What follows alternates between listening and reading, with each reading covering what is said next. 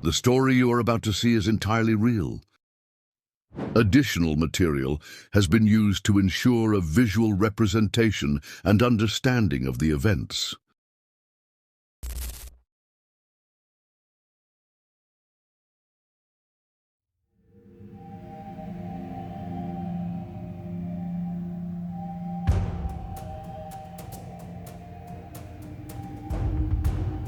The Serengeti has witnessed the rise of great warriors and the fall of countless kings, but among all the beasts that have walked this land, few have left a mark as brutal as them.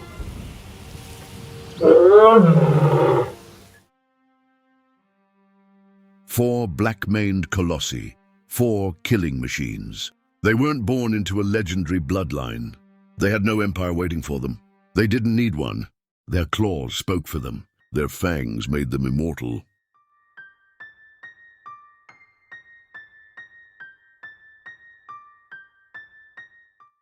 They were called the Killers of the Serengeti, not because they wanted it, but because their trail was unmistakable. Mangled bodies, clans wiped out, blood soaking the earth. They didn't conquer. They didn't negotiate. They had no rivals. They left no survivors. Like the samurai of old, their legacy was forged in war. But these were fewer, only 4. And still, they spread terror like a plague, turning the savanna into an execution ground. Every roar was a warning. Every attack, a death sentence. There are no fairy tales in the world of lions. There are no second chances. Only the strong survive, and the killers left no doubt about who ruled the Serengeti.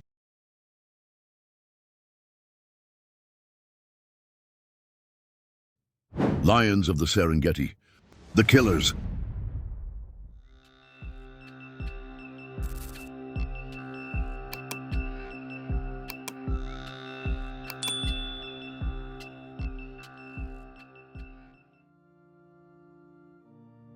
Tanzania, Serengeti National Park.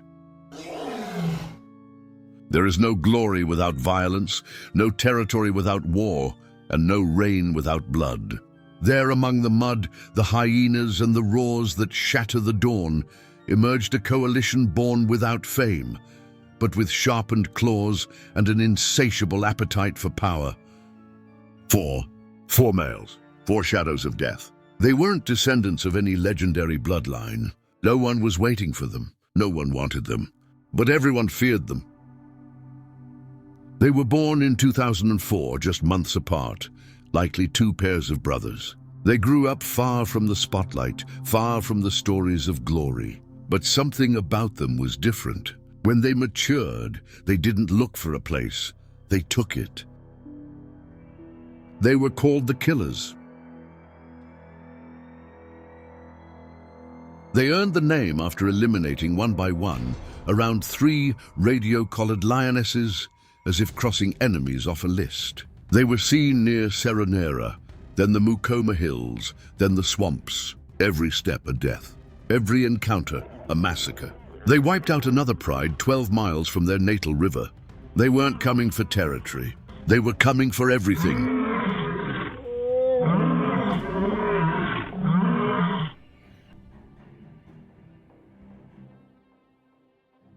While the killers sowed panic in the eastern Serengeti, while entire coalitions fled from their path and lionesses submitted to their roars, just a few kilometers away, 2 lions were living their prime. Seaboy and Hilda, 2 males at their peak, muscular, confident, lethal. In the heart of the Serengeti, a small pride struggled to survive. A marshland of wet grass, stagnant water, and constant danger. That was the world of Seaboy, a dark-maned male, and Hilda, his coalition partner, who had a slightly lighter mane. Both were dominant over the Juakali pride. They only had 4 lionesses under their protection and a few cubs hidden among the reeds. It was a healthy pride growing, with 2 males in their prime. Everything pointed to a bright future. But in the savannah, nothing lasts forever, and they didn't yet know the enemy was already on the move. They didn't know the wind already carried the scent of blood, that from the east 4 beasts were walking, creatures that knew neither fear nor balance. In August 2009, the killers, now 5 years old, abandoned their territory near the river 12 miles from the Juar Kali swamp. They weren't passing through. They weren't exploring. They were coming to destroy. One morning, researchers saw Hildur, a gigantic golden-maned lion, limping through the tall grass. He was near one of the females of his pride, but something was off. His steps weren't those of a hunter. They were those of a defeated warrior. Just a few meters away, hidden in a patch of reeds, lay the newborn cubs of the Juar Kali pride. Fragile, innocent, doomed. Hildur roared, low, almost like a lament. He called for his blood brother, his coalition partner, Seaboy, a dark-maned lion feared for his power and known for his endurance. But Seaboy didn't answer. He couldn't. On a nearby hill, the roars weren't calls. They were threats. There was Seaboy, surrounded. 3 shadows watched him from above. They had no names. They didn't need them. They were numbers. 99, 98, 94, 93. They were the killers. Ingela Hansen, who works for the Serengeti Lion Project, was the first to witness and photograph the encounter between the killers and Seaboy. The researchers knew exactly what they were witnessing: a takeover, a savage coup d'etat, where there are no elections, no negotiations, only claws and blood. The first charges straight into his side. The second bites. The third slams into him. And the last one watches, for now. Seaboy swerves, tries to dodge, but there are too many. They bite his hindquarters. They slash him with claws. In under a minute, his body looks as if it's been torn apart by whips. His black mane is soaked in blood. And when the killers decide it's enough, they walk away. They don't kill him. They don't care about the corpse. They leave him alive because he's already defeated, because they know what comes next will be worse. They're going for the cubs. They're going for the pride. Time passed, but the wounds the killers left in the swamp never healed. Seaboy dragged himself for weeks, covered in mud, with his skin torn open. And while he hid, the killers multiplied. Luckily for him, and for some of his cubs, the killers set their sights on the Mukoma Hill Pride, a fertile land near the northern rivers. That territory was coveted, but also vulnerable. The old leader, Wallace, had lost his companion, William, and the other coalitions, Fellow, Yellow, Porky, and Pie, were no longer a threat.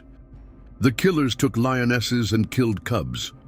This gave Hildur and Seaboy enough time to abandon the area, and with luck, one day take over the Vumbi or Eastern Simba prides. The killers expanded their reign into Kibumbu, Mukoma Hill, and even the outer regions of Ndutu. Researcher Craig Packer, one of the world's leading lion experts, saw them in action, and something in his expression changed. The killers reminded him of a nightmare coalition he had met decades earlier. It was like watching the return of the 7 Samurai, a coalition formed in the early 1980s. 7 monsters, several with black manes that looked like coal stains under the sun of the savanna. In a single day, they brought down 2 adult African buffaloes, each weighing 450 kilograms, and a calf. Not out of necessity, but for domination. They seized the north, fathered hundreds of cubs, and ruled for 12 years of pure terror. Craig Packer watched them become legend. But now he was witnessing their heirs. The killers were no less than the samurai. They were just as brutal, just as insatiable, just as ruthless. But there was a difference. The killers didn't just want to dominate. They wanted to eradicate. They didn't share lionesses. They didn't share territory. They wanted it all. The samurai ruled with claws, but they had strategy. The killers ruled with rage, with pure hate, and that made them even more dangerous.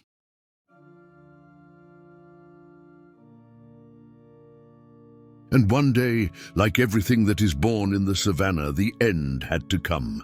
Without warnings, without goodbyes. The killers disappeared from the Serengeti, as if the dust they once kicked up with their claws had erased their tracks forever. They were never seen often, not even in their prime, because in those years, few people closely followed the lives of lions. There weren't cameras on every corner, nor as many watchful eyes as there are today. And local researchers didn't pay much attention to this brutal coalition either. They preferred to document Seaboy and Hildur, perhaps because they were more visible, or maybe because they survived. Nat Geo immortalized the event in a report that reached the entire world. How Seaboy escaped hell as the killers dragged him to the edge of death. About the killers, one report mentions their disappearance in late 2018, but everything is uncertain. There are doubts about whether that report actually referred to another coalition with the same name, the Makoma. 6 males who emerged around that time and were also given the same name. In 2019, a video shook wildlife enthusiasts. 7 lions clashed deep in the Serengeti.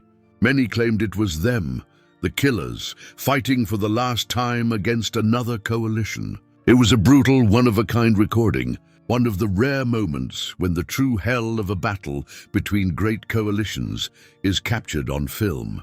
Males running and returning to the fight. It's not cowardice, it's strategy. Some retreat to distract the enemy, to force them to split up, and thus give their brother a chance to survive. Because in the world of lions, whoever is divided loses. Maybe that's why even the smallest coalitions sometimes win.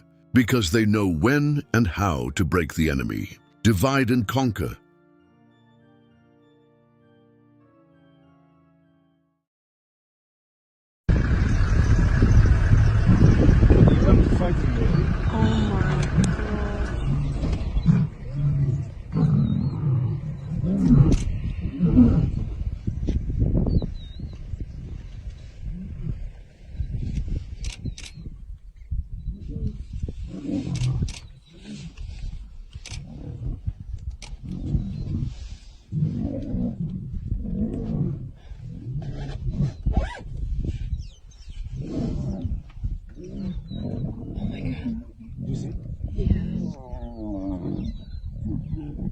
It's a fight or a play? Fighting, man. This is not my dog fight. They're all Oh coming. my god.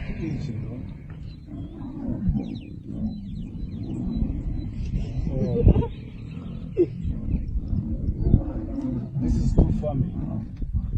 Family? Yes.